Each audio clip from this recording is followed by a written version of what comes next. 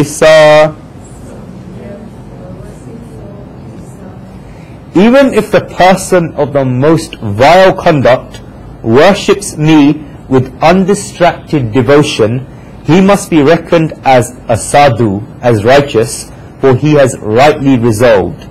In Sanskrit, jet means if, and it shows a possibility. Shri Krishna here shows Arjun the distinguished effect of devotion, and that his doors never close for a devotee. Even if the person of the most vile conduct worships the Supreme Soul with devotion, he must be reckoned as sadhu, righteous, because he has rightly resolved. Only Shri Krishna can say this, and nobody else. Shri Krishna says to consider such a person as sadhu because he has rightly resolved. He has made at least the right decision. Shri Krishna gives us so much hope in this verse. Shri Krishna gives us such a big assurance. This is because each and every one of us had made at least one mistake in our lives. There may be a fortunate person who has not even made one mistake in their life. We see others' mistakes very well, but we do not see our mistakes, and this is where the difficulty lies. Other people's mistakes are like molehills, seem like mountains to us, and our mistakes that are like mountains do not even seem like molehills to us. And if we go slightly deeper, then when we go on the path of devotion and our compassion becomes clearer, then we begin to feel that we make many mistakes. The devotee wonders whether God will accept him. The devotee thinks that I am not right, so how will the Lord accept me? This is how the devotee feels. This verse in the Gita applies a very nice healing ointment and plaster on the guilt complex of human beings.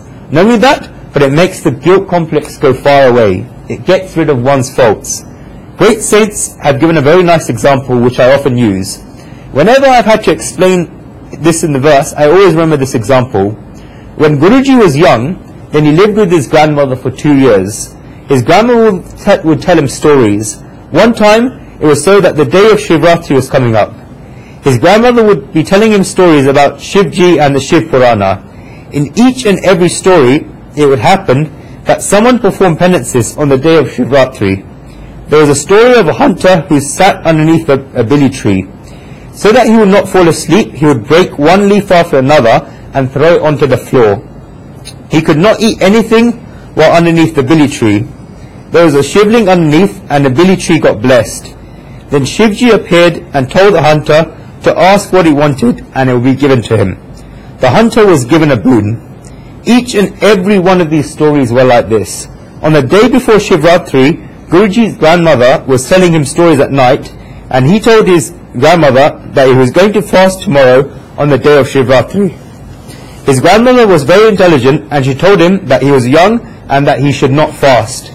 She told him that he should eat properly and build his body nicely. He insisted to his grandmother that he would fast. His grandmother tried to explain to him that he should not fast, but he told his grandmother that in each and every one of these stories, when one fasted, then they got punya, the opposite of sins, and therefore he asked his grandmother why she was telling him not to fast. He told her that he wanted to fast. We say that there are 3 types of hat, obstinacies: Bal hat, obstinate child; Raj hat, obstinate king; and Triya hat, obstinate woman. Once these people make a decision, they did not change it. His grandmother tried to scare him a little. She used sweet words, offerings of money, punishing, and many other methods to try and punish him.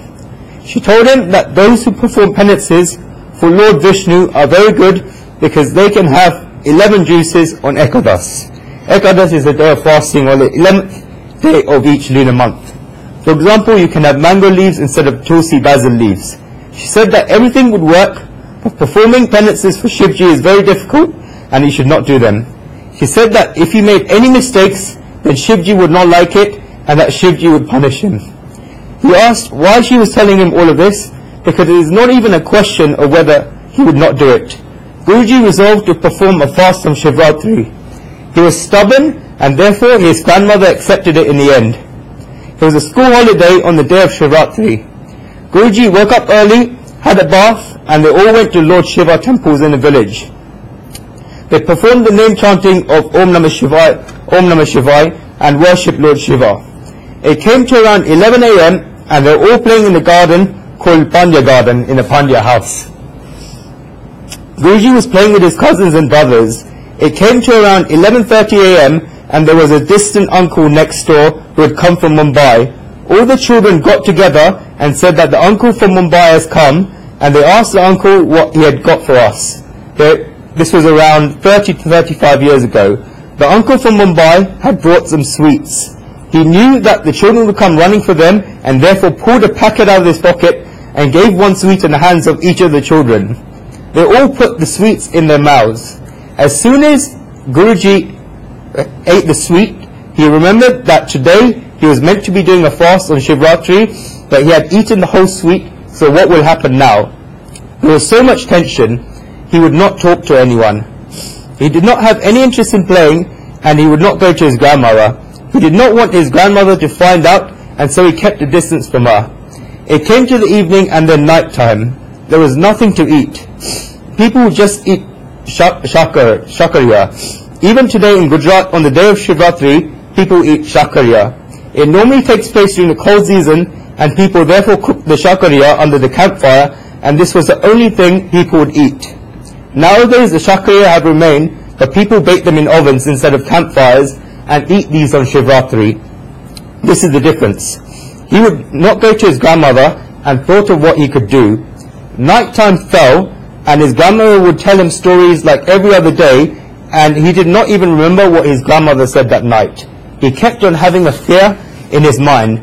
People would start going to bed nearby, and the more darker it got, then the more he got scared about what will happen next.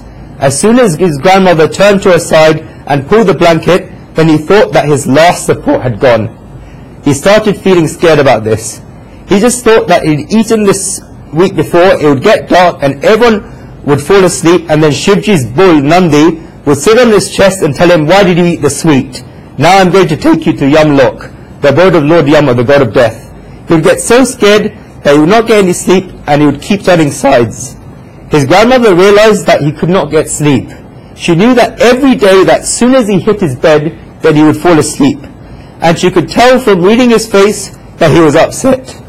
His grandmother first asked him whether he was hungry.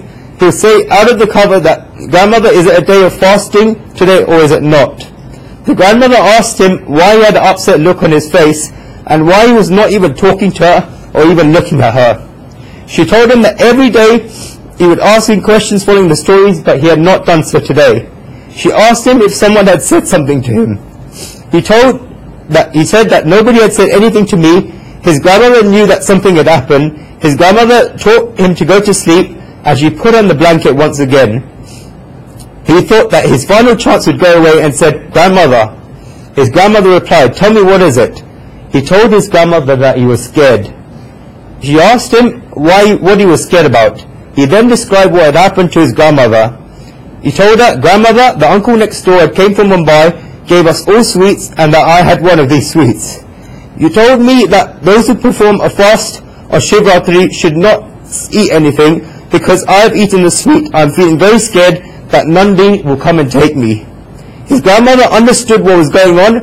His grandmother did not even have a degree in psychology, but she knew child psychology so well. His grandmother asked him if he had made a mistake, and he told her that he had. His grandmother told him that he had not just made one mistake, but he had made two. He asked his grandmother what the second mistake was. His grandmother told him that first of all, you did not listen to what your elders told you. One should listen to what the elders say. I told you not to fast, and you did not listen. Even though you did not listen, you still made a decision to fast, and the second mistake you made was that you did not stick to your resolve. You yourself decided to fast, and you broke this. You have made two mistakes. Shivji would not like it. He told his grandmother that was what he was scared about. His grandmother told him, "You can still do one thing. This has happened for the first time, and I will tell Shivji to forgive you, but you must promise me that you will not do anything like this again." He held his ears and told his grandmother that he would never do this again. His grandmother got up from the bed and went inside the house. He wrapped the blanket around him and watched what his grandmother was doing. Inside the house there was a small shrine of God and his grandmother lit a lamp, lit the incense sticks, and took out the bag of prayer beads from the drawer. His grandmother put her hand in the bag of prayer beads, sat down in front of God, and he saw from the blanket and thought with so much peace, thinking, my grandmother knows and Shivji knows. He had a deep sleep that night. Has everyone got a tissue? Whenever he remembered this event, he was aged about 7 or 8 at the time. Thank you. Because he's in the field of the Supreme Soul, he has understood that he was so stalwart that by just eating a sweet, he was in tension for the whole day. He had no concentration on playing, no interest in talking to anyone. He kept on getting scared. Whenever many people from society come to him and confide in him, sorry, this verse makes me cry a lot, okay? They've confided in him about a mistake they may have made or something wrong they may have done, and when they tell him about what's in their hearts, he thinks that such a strong guilt complex exists in this person's mind and that he has done something wrong, and at that moment he tells them about this verse in the Gita and reminds them that God is always willing to accept them. If this one sweet had ruined his whole day, a small mistake can ruin a whole person's whole life.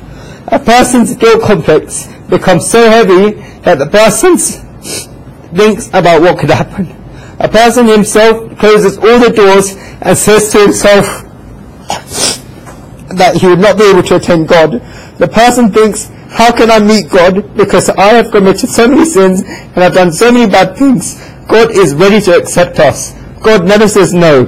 The doors of Sri Ram are always open. One gets a lot of assurance from this verse. God says that he is ready to accept you. This is because you have made a decision that you will not make the same mistake again. Once you make this decision that God is ready to accept you. If we look at every word in this verse, then the first Shri Krishna uses the word Sudajar. This means Sushtu Durajara. When Shu is put in front of a word as a prefix, it means extremely. Therefore, Surajar means an extremely wicked person. This is the most reprehensible person. If such a person worships the Supreme Soul with exclusive devotion, then he must be reckoned as righteous. Ananya Bhag means with worship as only purpose. One should not wish to attain something by performing devotion. Devotion itself should be the reason. One should wish to remain with God through devotion, and this is important. There are 3 states in Ananya Bhag, in the 3 paths of karma, wisdom and action. You have to understand this verse specifically. The first state is that one's ego goes away. This is a state of wisdom from Ananya Bhag. You can also reach on the path of wisdom when one's ego goes away.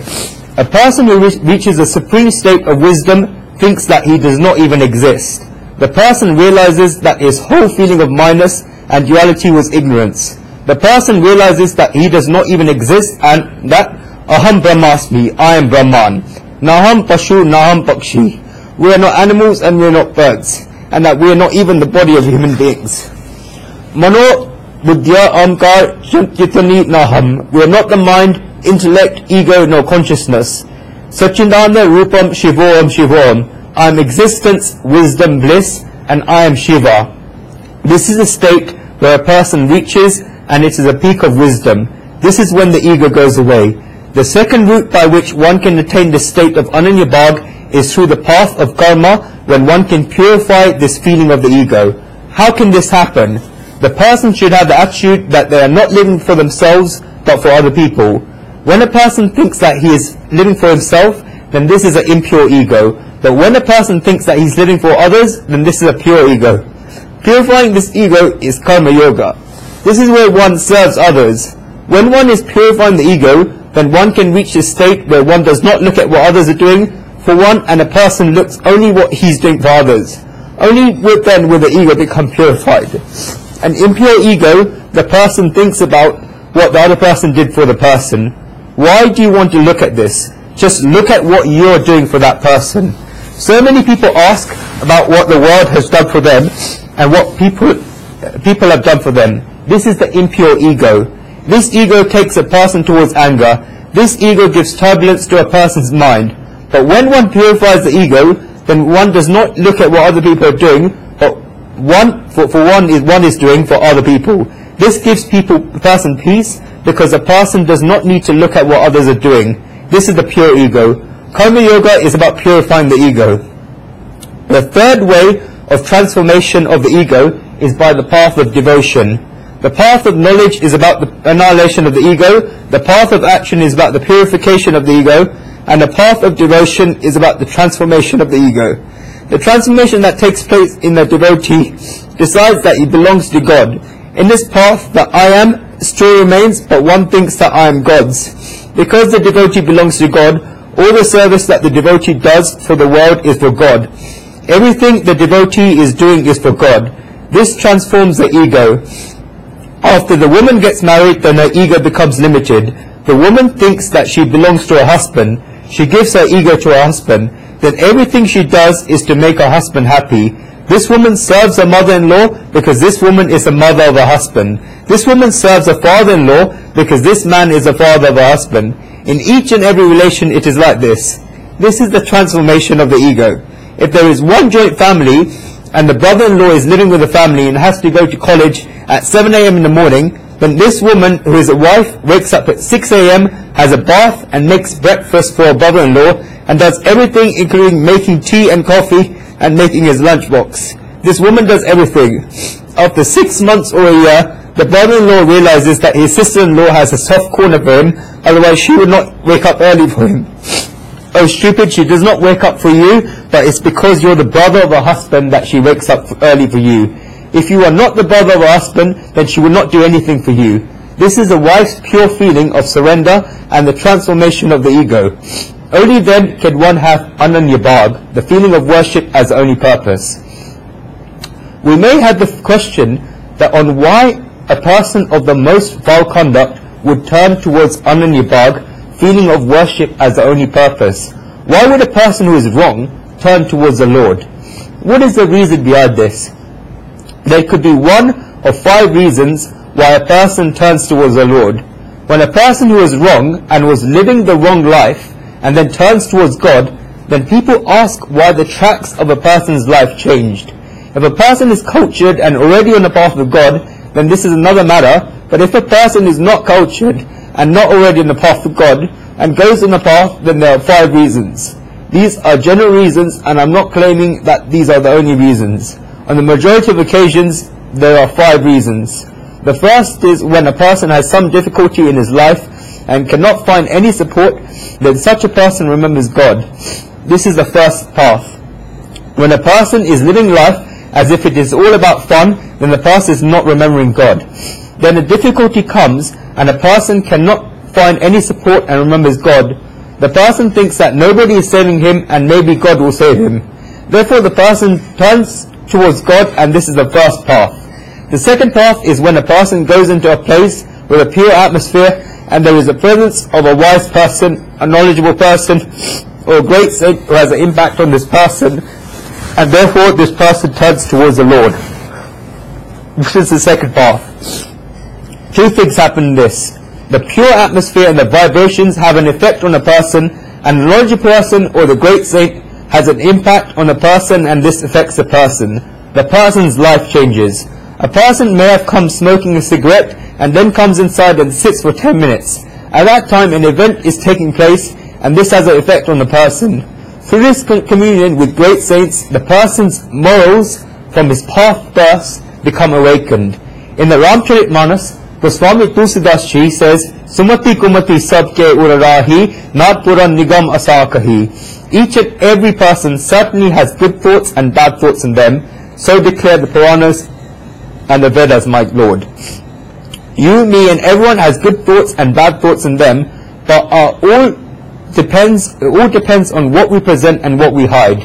Whatever you keep using over and over again keeps shining.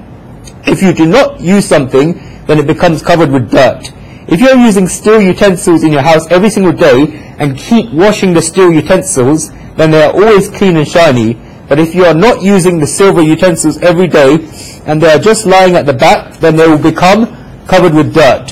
What is more valuable than silver or steel? Silver is more valuable, but it is not being used and therefore it turns black, whereas the steel is being used and therefore it began shining.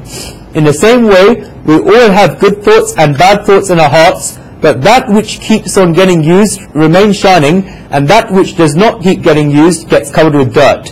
But if one buys another silver glass and decides not to put it with the steel glasses, then the person takes the silver glass out from the corner and begins cleaning the silver glass so that it shines. In the same way, good thoughts are in a person, but they need to be used so that they're shining. The third path is again when one is in some difficulty, but this time there is no chance of the person being saved, and the person thinks that he's finished. This could be for any reason, be it social, financial, health, etc., where the person thinks that there is no way out. For example, there may be an event where one is driving on a highway, one's brakes on one's car fails, one is driving at 100 miles per hour, there is a big truck coming in opposite direction where one only sees Yamdut, the Lord of Death, coming, and so it happens that the person turns and scrapes a tree, but there is so much damage to the car. Many people talk about such an event where an accident happened, where the car hit three things, and after looking at the state of the car, people think about what must have happened to the driver, but nothing happens to the driver, and the driver hails a taxi and comes straight home. The person could have been killed in the car, and this is the case where one could have been finished in the body, but there are also circumstances where one could have been finished financially, socially, or psychologically. A person may have reached that state, and all of a sudden a miracle happens and a person gets saved.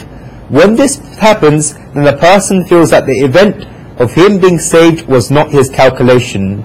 He thinks that that was not me, that was not within my power, that was not within my intelligence, and that was not within my calculations. A supreme energy or supreme soul must have decided this, and such a person turns the Lord on this path. I'm speaking from experience there. I've had 5 near-death experiences.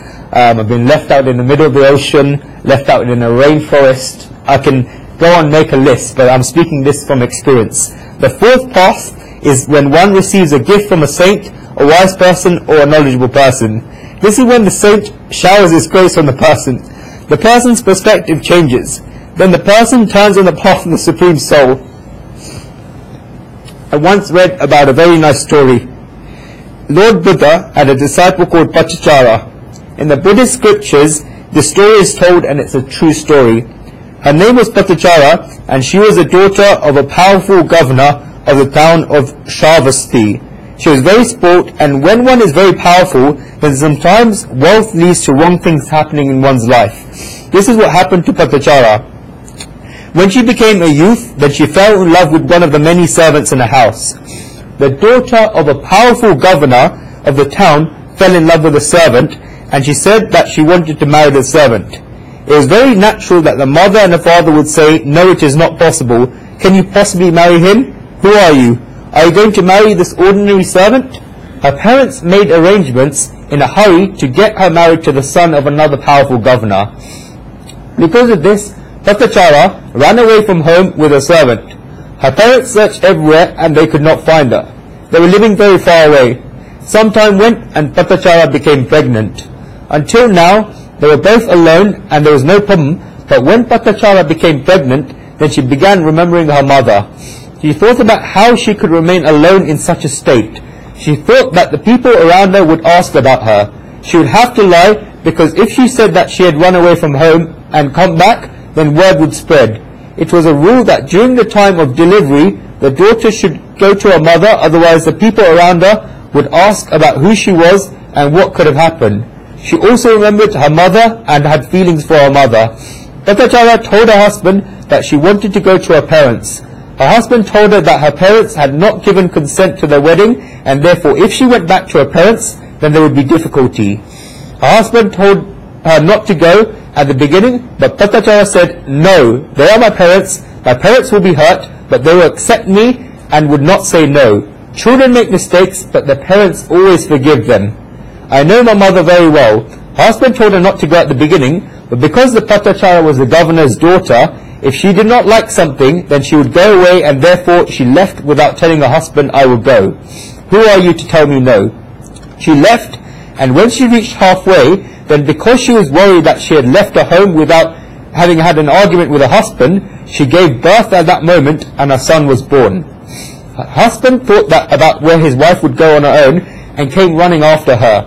They met, but because Pachachara had become a mother and the child was born, they did not go back to the town of Shravasti. Pathachala thought that if her husband had so many feelings, then there would be no reason for her to go home, and a reason for which she may have gone home had gone, and the child had been born.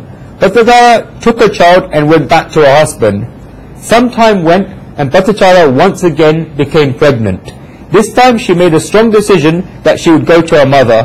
Her husband told her that he was fine with it. It was a full moon's night and she left the house. It was Pathachala, her child who was around 2 years of age, the child in her womb, and her husband who had all left together. On the path a jungle came and the monsoon rain started. The husband thought that it was going to rain the whole night, that it was wrong to go to the jungle in the darkness of the night like this, and that it was even more dangerous that monsoon rain was falling. The husband thought that rather than that, they should stay somewhere. The husband started making a small hut in order to protect them all from the rain. In the darkness, the husband climbed a tree, and in order to cut the branch to use to make the small hut. What happened was that when the husband climbed the tree, then there was an extremely poisonous snake in the tree which bit Pathachala's husband, and her husband fell to the ground and lost his life. Pathachala got such a shock that she gave birth immediately because of the shock, and another son was born from her. She now had a son aged 2 and another newborn son. Morning came and Pathachala did not know what to do. She gave her husband's dead body the cremation rites. There was no reason for her to go to her first home, and that was her husband's home, and therefore Pathachala thought that she should go to Shravasti because her husband had died. Pathachala took her 2 sons and went. On the route came a river that she had to cross. The rain had fallen throughout the night, and it was a monsoon season that the river was flowing very fiercely. Pathachala thought about how she should get to the other side.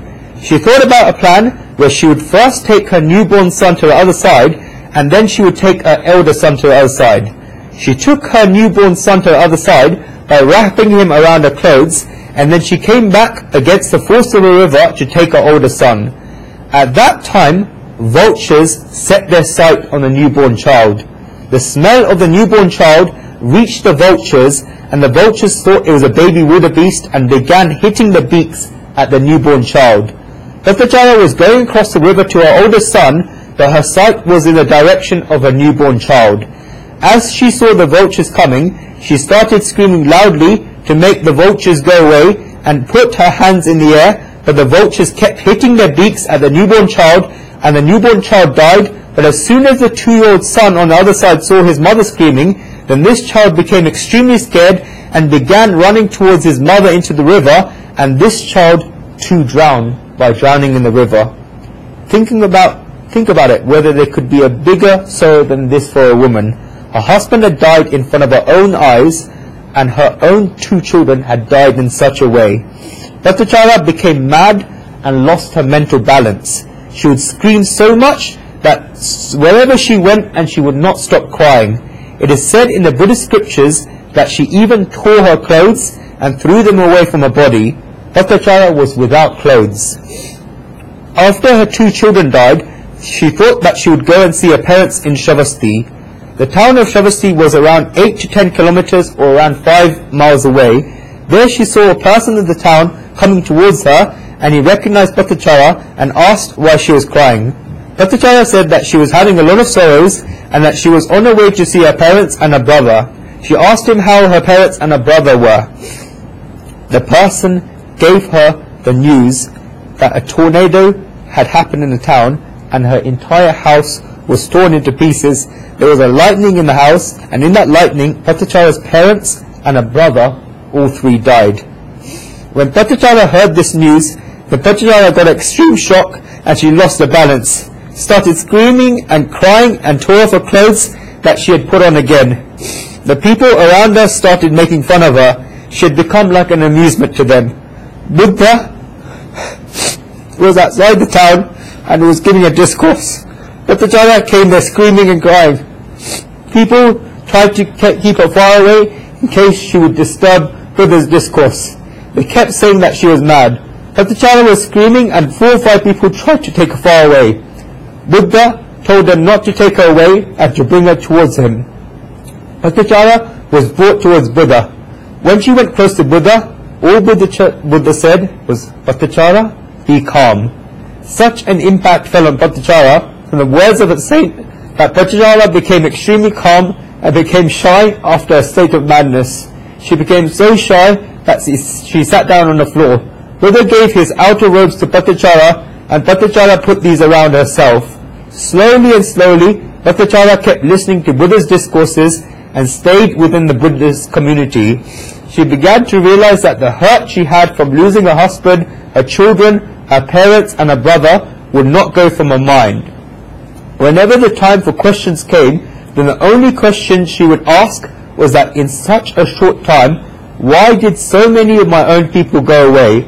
Why did all of this happen to me? Why did this happen? Why did such a pain only come to me? She would ask this over and over again. Buddha told her that she would get the answer. Some time went, and after listening to the discourses, Patachara's power of understanding developed. One day it so happened that in the morning, Patachara was sitting on a rock washing her clothes. There was a bucket sitting next to her. She filled the bucket and poured it on one leg, and the water flowed from her leg and absorbed straight into the ground. When she filled the second bucket and poured it onto her leg, then this water also went into the ground, but this went further into the ground than the water from the first bucket and was absorbed. She then poured the third bucket. The water from this bucket went further into the ground and was absorbed in the ground. When these 3 buckets of water went into the ground, then the closed doors of Patachara's intellect from a previous past was opened. Patachara thought that the water from the first bucket only went a little into the ground, the water from the second bucket went further into the ground, and the water from the third bucket went even more further into the ground, but in the end, all these waters from the bucket were absorbed into the ground.